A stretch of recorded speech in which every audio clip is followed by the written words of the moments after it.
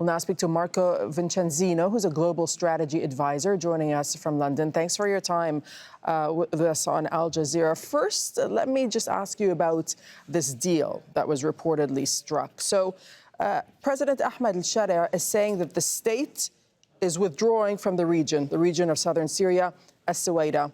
What do you read into that? And what does it tell you about what may happen next? Reality of the situation, that he's not in a position militarily to basically maintain the troops there in light of Israeli threats to keep bombing if he does not remove his troops. So I think his main challenges are maintaining order internally at home and centralizing power, which has been the serious, and also is incorporating minorities into a new Syria. And those have been his challenges since December 7th of 2024, when the Assad government fell. So I think realistically speaking is that he realizes he's limited in what he can do. So on the one hand, he risks losing credibility at home, domestically, particularly with his political base. But on the other hand, he cannot keep a presence there if there's going to threat of continued bombing. Plus, on the other side, he has backing, the U.S. government, the Trump administration. When he visited Saudi, he lifted a large part of the sanctions, and he wants to maintain a good relationship with the American government and try to ask the American government for help in trying to normalize. Remember, we're dealing in an environment whereby in recent months you've had improving relationships with the West, the United States, and you also had a dialogue going on between Israel and Syria in an attempt to normalize relations over time. So obviously, events of recent days complicates that, but it doesn't mean that process it cannot return. At least for the immediate term, it may be difficult, but the idea is that in a longer term, you have to go back and trying to normalize and stabilize relations, not just between Israel and Syria, but the broader region. And for the Israelis, they're probably keeping a very close eye on this, right? I mean, Israel claims that it had struck that part of Syria because it's acting to protect the Druze minority. But what does its involvement signal to you about its real intentions and what it plans to do? It's a combination of factors. First of all, you've had, regionally speaking, Netanyahu has been emboldened in the regions, particularly in the events after October 7th of 2023. You've had the downgrading of Hezbollah, the downfall of the Assad regime, the fallout of the recent 12-day war between Iran and Syria. Regionally, he's in a stronger position, and he wants to make sure that he guarantees the long-term stability and the primacy of Israeli presence throughout the region.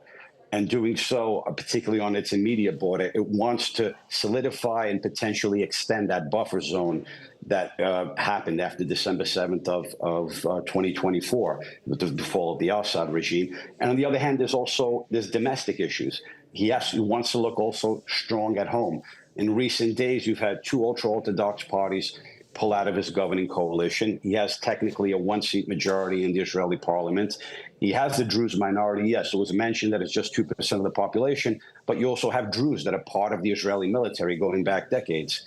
And in addition, he has legal problems at home, which are ongoing, and even to the point where the American ambassador Huckabee showed up in the legal proceedings in recent days to show support.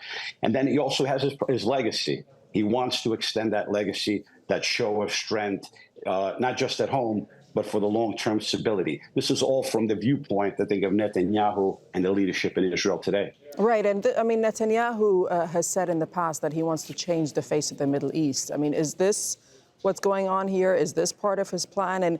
And what will Israel's involvement in Syria be going forward? Is it going to be a more sort of prolonged military involvement, or is it trying to destabilize the country? Going back to your first question, whether one likes him or not, the reality is that he has changed the geopolitical landscape of the Middle East based upon what I previously said.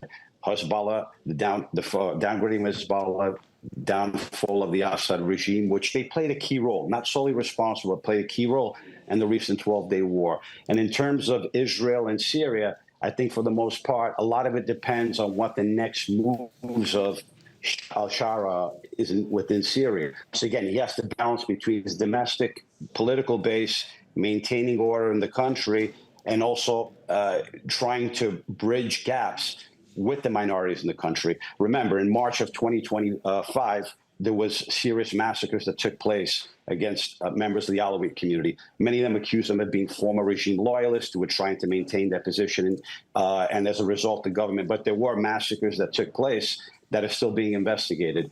April of 2023, you had a flare-up, but also with Druze communities. This is the latest flare-up. He's in a very difficult situation, and he has to balance between various forces domestically and also with support from the outside. Economically, politically, diplomatically, they're not in a strong situation. Hence that external support, whether it's from Qatar, Saudi, the U.S., lifting of further sanctions. These are all key to his future. These are all factors he has to take into consideration as he's moving forward. Okay, we'll leave it there. Marco Vicenzino, you're a global strategy advisor, joining us from London this hour. Thank you so much for your time. Thank you.